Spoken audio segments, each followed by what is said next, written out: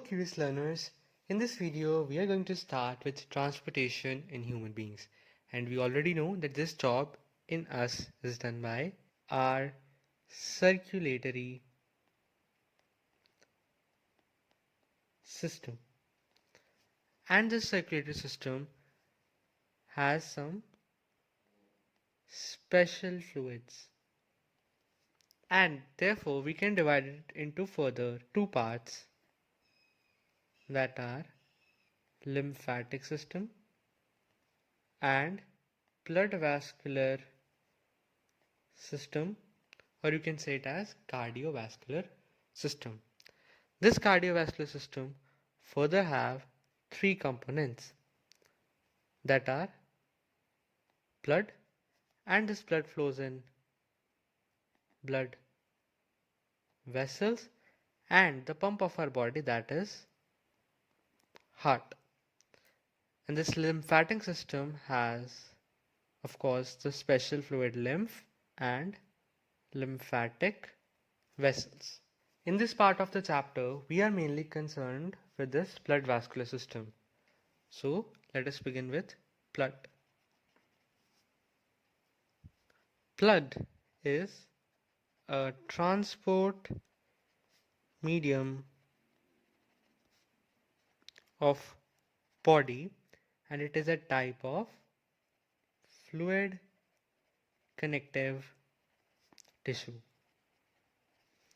Why fluid? Because it can flow, and connective tissue as it connects various parts of our body. As it is a tissue, so it will have cells and a matrix. Hence, we can say there are two components of blood broadly.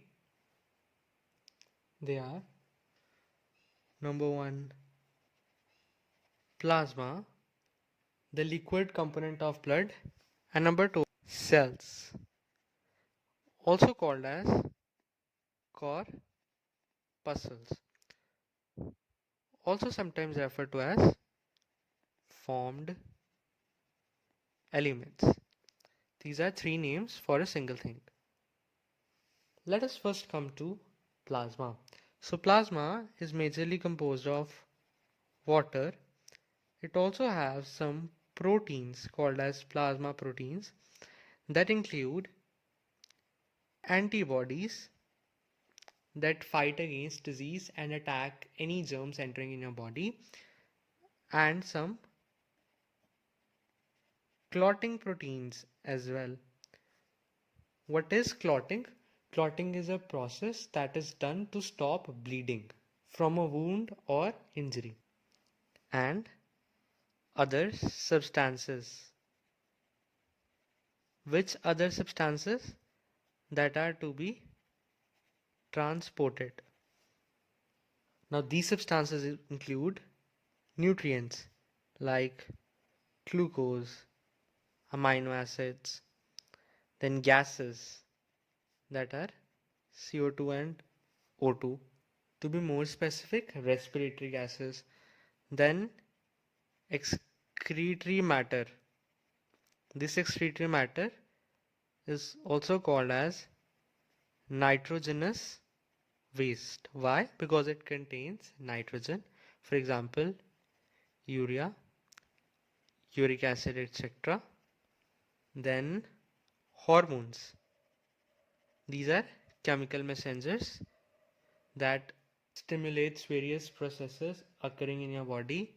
Last but not the least, minerals, any kind of salts, etc.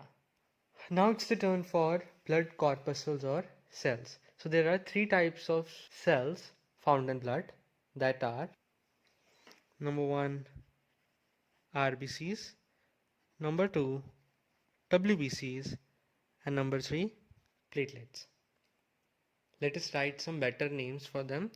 RBCs are also called as erythrocytes,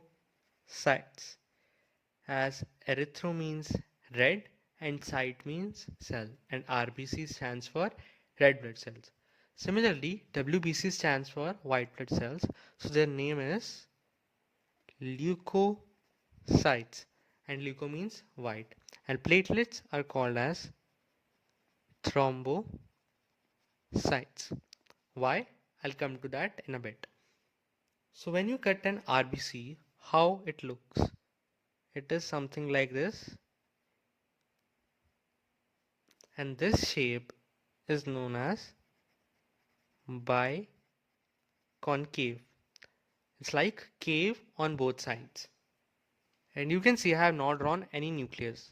So it is enucleated. That means no nucleus. Why? So that it can accommodate more hemoglobin. We have already discussed what is hemoglobin.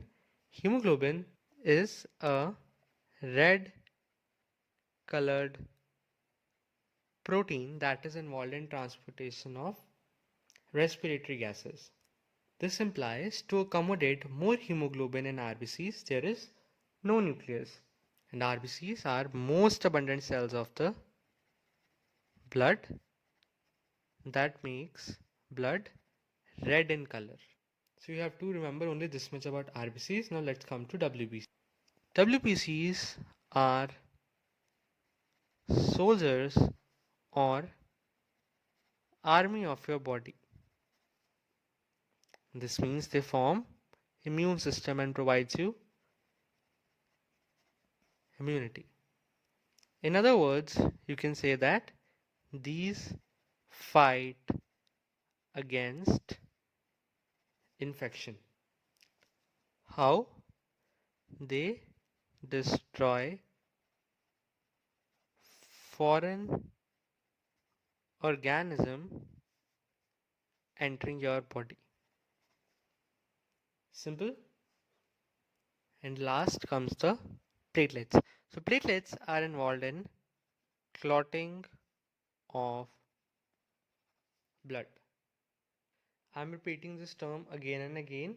So let's first write definition of clotting.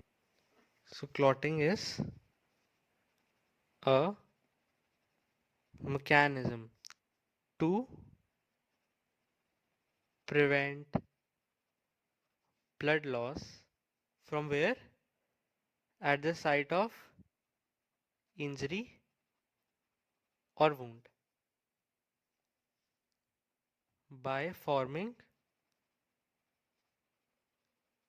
mass of cells. Now what does this mean? For example, this is your body surface and here's a cut. And we want to close this cut. This is done by platelets and these clotting proteins that I discussed here. Okay. What is the role of platelets? So platelets come here. They are very sticky in nature. They come in contact with each other and forms a platelet plug. This is a temporary plug. Then there will be a cascade of reactions of these proteins sealing this wound or injury. And the permanent clot formed is known as thrombus or simply clot. Therefore, platelets are called as thrombocytes because thrombo is thrombus or clot, cytes is cells. So these are clot forming cells. Now let us understand the importance of clotting. See here, our body is a closed system of tubes, and if there is a hole or leakage through these tubes, this will reduce the efficiency of whole system, hence clotting is important. Now if you are asked to write the functions of blood in exam, will you be able to write? Your answer must be yes. Let's discuss what will be the points. So first point we have written here is transportation. It transports what? All these written substances. The function of RBC is also to transport oxygen and carbon dioxide, so it comes here only. The second function you can write is this one, that WBCs of blood fight against infection. And third and the last is the clotting. This clotting of blood further restores the blood pressure and all, also prevent the blood loss from the body. So there is a last link that I want to create here. In plasma, I told you about antibodies. Antibodies also attack germs and all. So how they are related with WBCs? there are a particular type of WBCs that produce these antibodies. So antibodies are also produced by WBCs. With this, we end with complete topic of blood. Now, let us get started with blood vessels. First, we will take a basic overview, then we will write difference between all the three main vessels. So, imagine this to be any tissue or organ of your body, and the blood vessel that brings all the nutrients and oxygen towards the tissue from the heart is known as artery. This artery further divides into smaller tubes. These blood vessels are called as arterioles. And these arterioles again divide to form even tinier, smaller vessels that have very thin walls. In fact, one-celled thin walls. These are known as capillaries. So you can say capillaries are formed near a tissue or an organ. These capillaries are also called as exchange vessels. Why? Because exchange of substances between the blood and tissue can take place here. Why? As I have told you, these have very thin walls and hence process of diffusion is possible. During exchange, what will happen? Tissues will take up oxygen from the blood and release carbon dioxide into this blood, and blood will become deoxygenated. These capillaries then join to form small vessels called as venules. And further, venules combine to form vein. So, oxygenated blood comes here, there is exchange, and deoxygenated blood leaves. You can even relate it to your social studies. So here, this vessel divides, so these are distributaries. These vessels combine to form a single vein, so you can compare them to tributaries. Another point that you can notice here is the blood is not in direct contact with organ or tissue. These blood vessels form a closed system.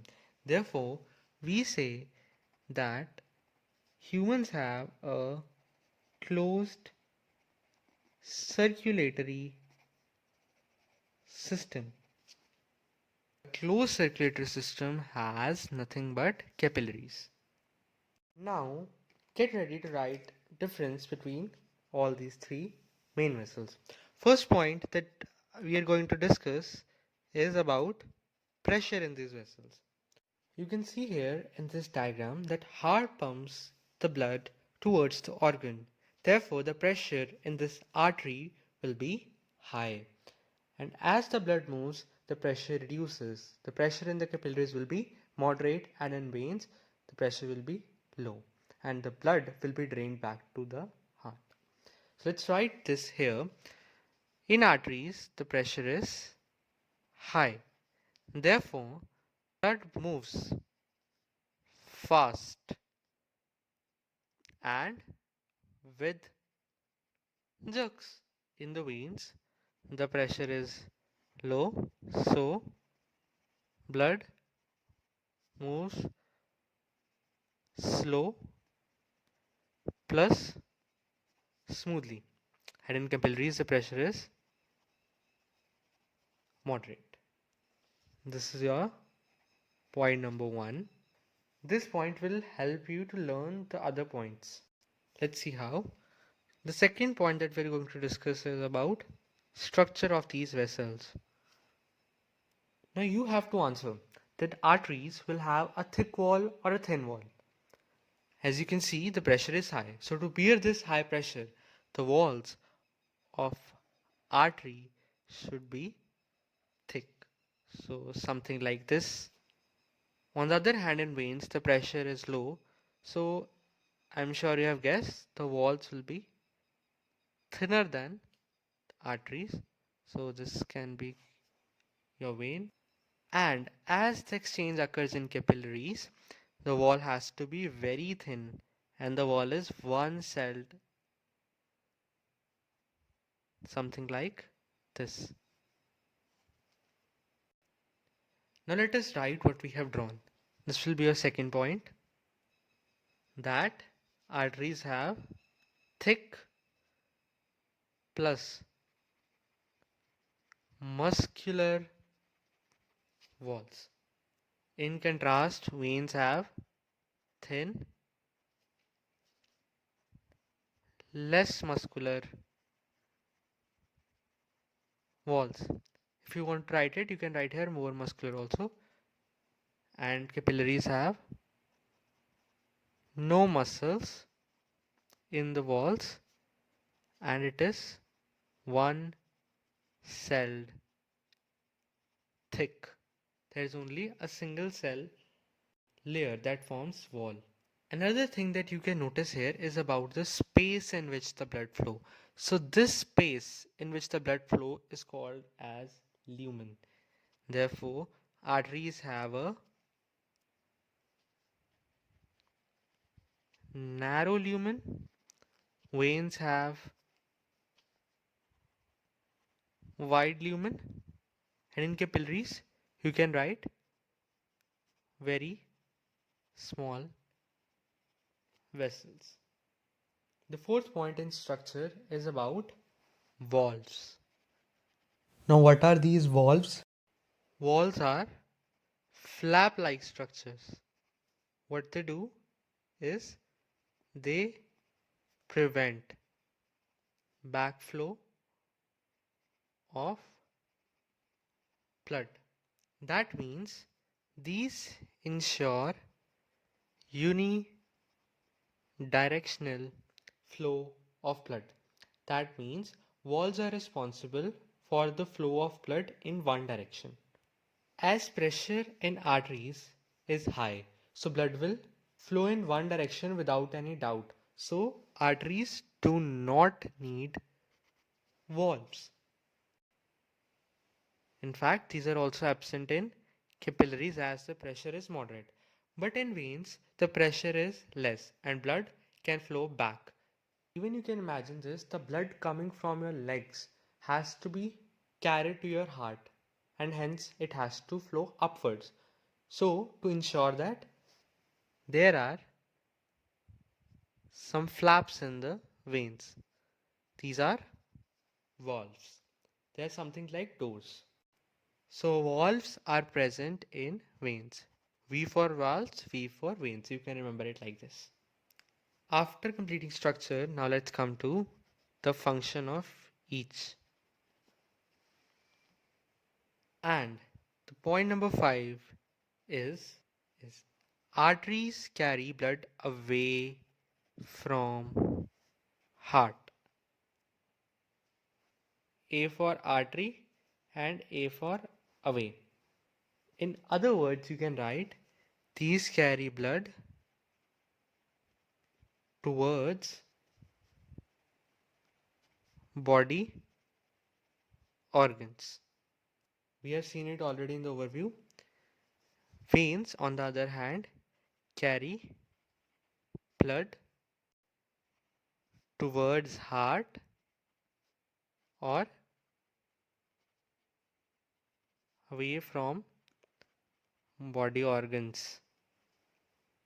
And what is the function of capillaries? They don't carry blood, rather,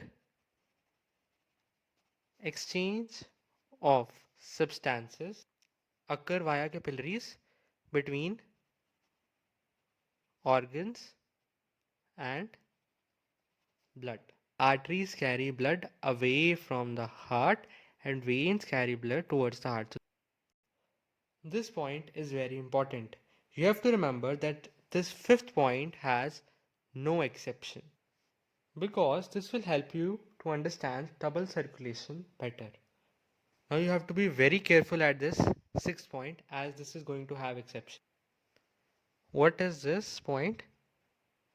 Most arteries carry oxygenated blood. We have seen here that arteries bring oxygenated blood. And most veins carry deoxygenated blood. There is no such point in capillaries, but I want you to remember that capillaries connect arteries and veins. Now, what are the exceptions here? Here, exception is pulmonary artery. Pulmonary artery carries deoxygenated blood. It is an artery that carry deoxygenated blood, and here pulmonary vein. I have told you the meaning of pulmonary in respiration part. It means something that is associated with lungs. We will discuss this also in double circulation. Now here comes the last and the most simplest point, that is location. Arteries are usually deep seated, but some can be felt also, whereas veins can be deep also, plus they can be superficial also. And lastly, capillaries, where they are located? They are located near body organs or tissues. So this was the whole concept of blood vessels. Let us now talk a little bit about lymph. Rather than discussing lymph separately, I have thought to write a difference between blood and lymph so that you get your blood topic revised and learn lymph from scratch. Lymph is also referred to as tissue fluid, and this lymph is kind of formed from blood only. Let's see how. So this I have drawn here is capillary network. So this I have drawn here is a capillary network. What happens? Some components of blood come out of this capillaries into this fluid that's around a tissue. So here will be a tissue also, as capillaries are formed near a tissue. So this fluid will be called as tissue fluid or interstitial fluid. Then further, this tissue fluid enter another kind of vessel called as lymphatic vessel, like this, and then we will call this tissue fluid as lymph. That was a simple introduction how lymph is formed. Now let's come to the difference. First point that I'm going to discuss about color. So what is the color of blood? It is the color of roses, red, and lymph is colorless or pale yellow, because you can imagine RBCs won't have come out, so this will be colorless or pale yellow. So second point here is blood has RBCs and hence red, and lymph has no RBCs. Now what about WBCs? Blood has abundant WBCs but less than lymph, and lymph has more WBCs. How you are gonna remember that? See, there's a type of WBC called as lymphocyte, and this lymphocyte is abundant. So you can remember like this. There's a type of WBC called as lymphocyte that is more in lymph. Then what about platelets? Blood has more platelets, as preventing loss of blood is very essential, whereas lymph has less platelets. So all three components of blood discussed. Another point about blood, that blood flows in two directions. So it has bidirectional flow. It means towards heart and away from heart. Whereas Lymph has a unidirectional flow, that is towards heart. Let's learn a little about them in lame language. Blood is a kind of vehicle, whereas lymph is a kind of middleman. See here, Tissue fluid. blood will bring substances and go back to heart. So it is a vehicle. Whereas middleman is your lymph, as the substances exchange between tissues occur through lymph. Let us end this by writing the functions of lymph. Number one, it absorbs plus transport the fats from small intestine. We have already discussed this in digestion part, that fatty acid and glycerol cannot directly cross the membrane and all, so it is absorbed in lymph. Number two is it drains. Yeah, you can use the word removes the excess tissue fluid, or you can use the word intercellular fluid. This fluid here, the extra excess fluid, back into blood. The third function that we can add is related to these WBCs. It has a large number of WBCs, so of course it will help you to fight against infection. Simple 3 points. That was all about lymph.